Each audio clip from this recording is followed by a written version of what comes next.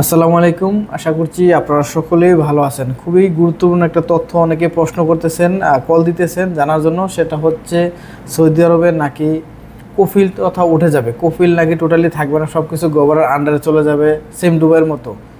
কফিল এখন নাকি অনেক কফিল বলতেছে কেউ বানাইতে পারবো না, একে আমার রেনু হইবে না। এটা কতটুকু সত্য আজকের ভিডিওতে আপনাদেরকে ক্লিয়ার করব। অনেকেই টেনশনে আছেন, চিন্তায় আছেন। ভাই দেখেন, সৌদি আরবে অনেক বছর যাবত সব কিছু কপিলের আন্ডারে চলতেছে।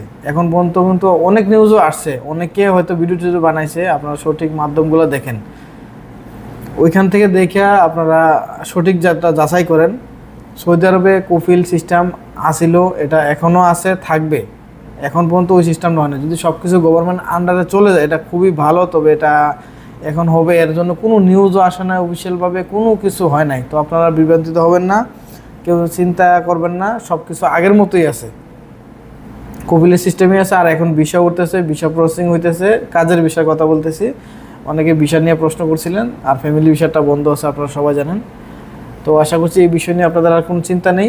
সব কিছু আপডেট তথ্যের জন্য আমাদের পেজটি ফলো করে রাখেন। আগের পেজটা হ্যাক হয়ে গেছে, সব তথ্য ভিডিও ইনশাল্লাহ সবার আগে পাইবেন, সঠিক তথ্যটা পাইবেন। ধন্যবাদ সবাইকে।